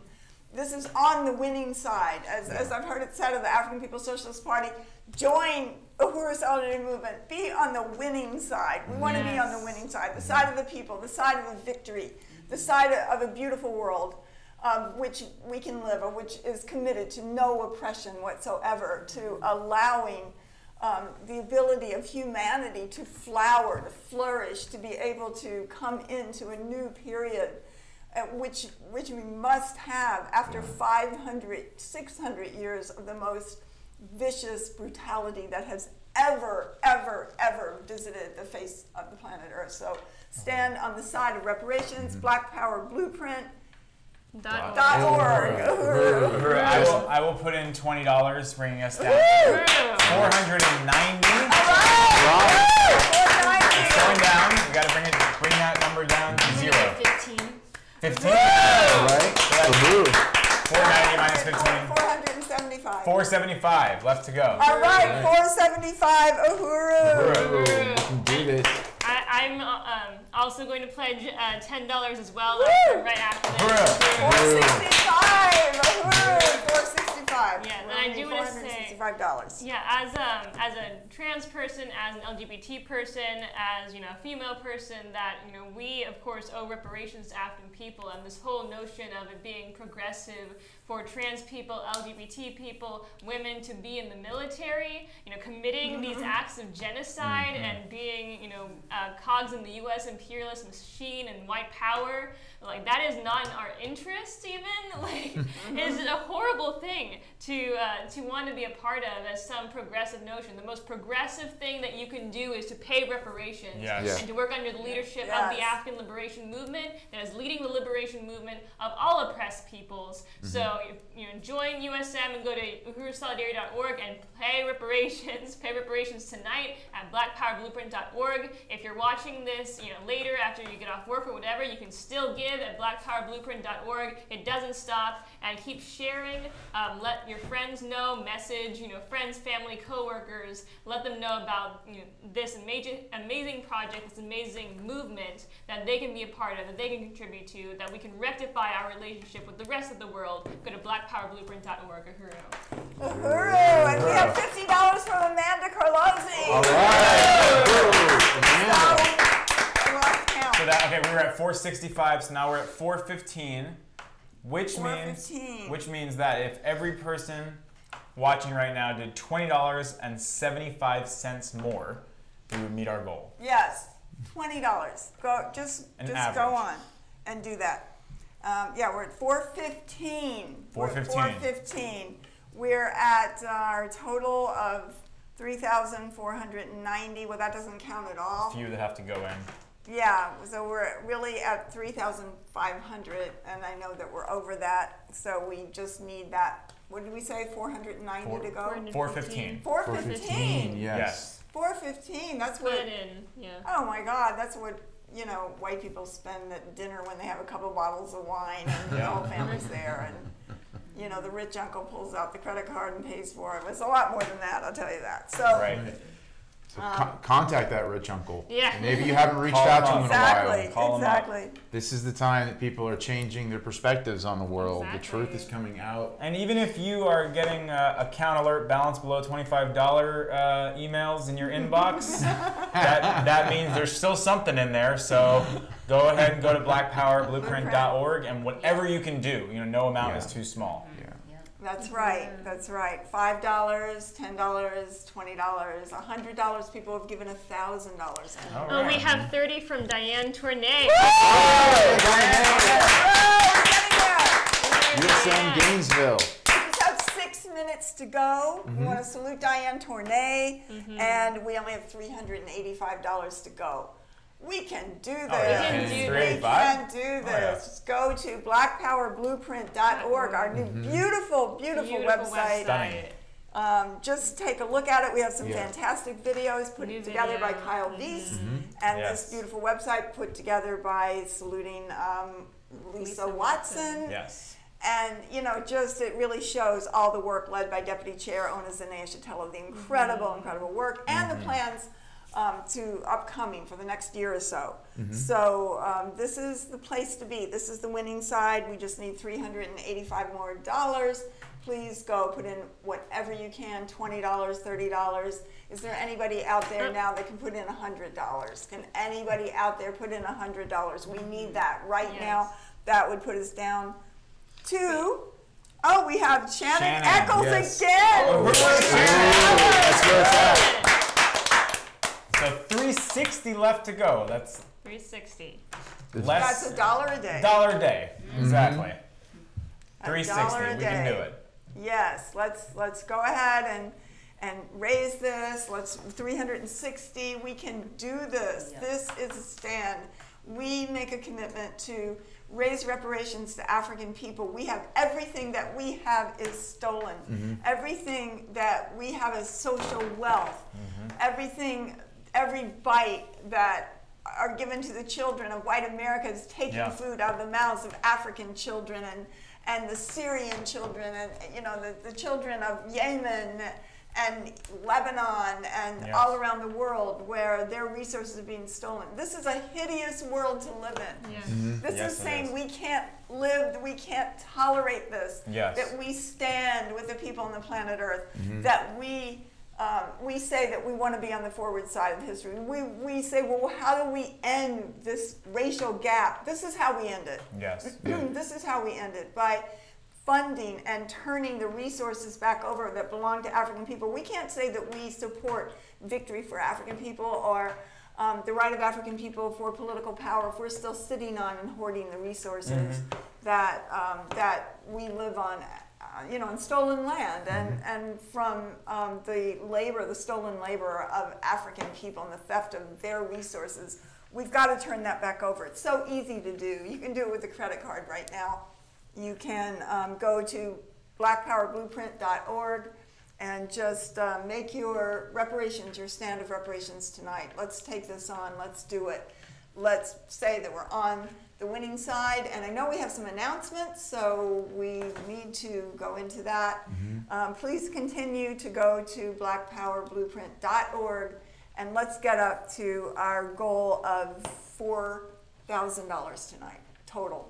Yes. Uhuru. So, as Chairwoman Penny just stated, you can go to blackpowerblueprint.org. You can go right now and pay reparations, whatever you can. It goes a long way. And, you know, call that rich uncle, let him know about the Black Power Blueprint, show him the beautiful video and the beautiful website and all of the photos, and, you know, let him know that this is, you know, the progressive, where you need to be a progressive person. And you can join as a member of the Uhuru Solidarity Movement and, you know, build a culture of reparations wherever you are in the world by going to uhurusolidarity.org. And Bobby Wittenberg just gave $100.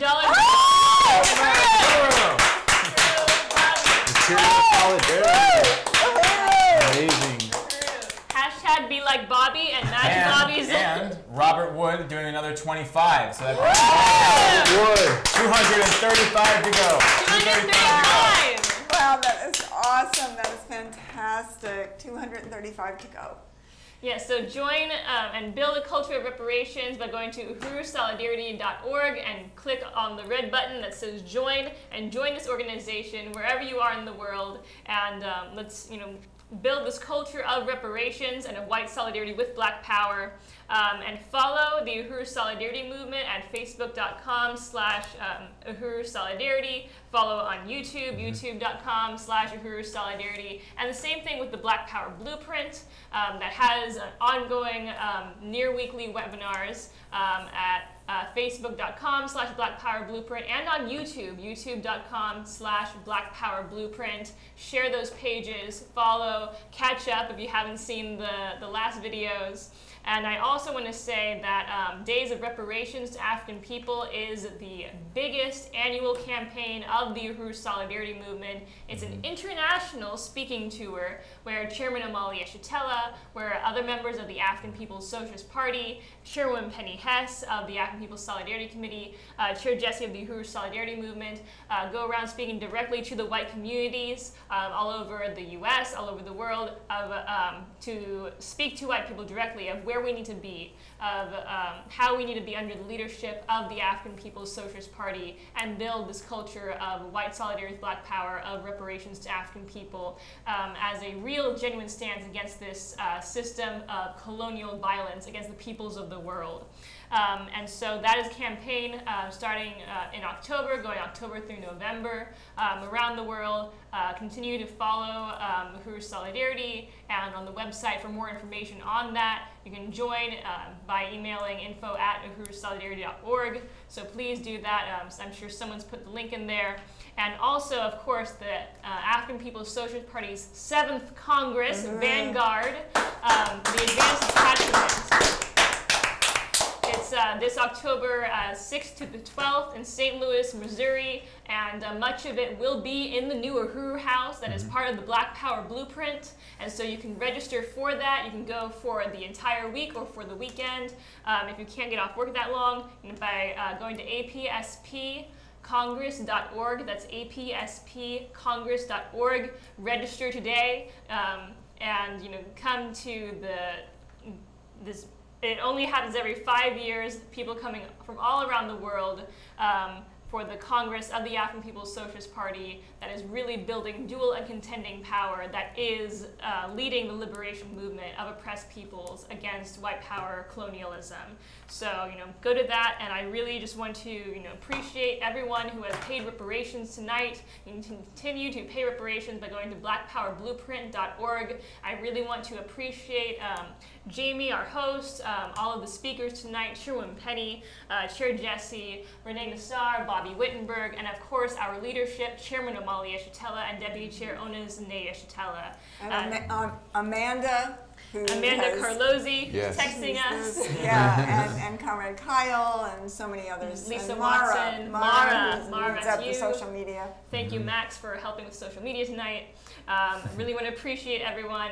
And without further ado, unity through Revolution! through. Uhuru!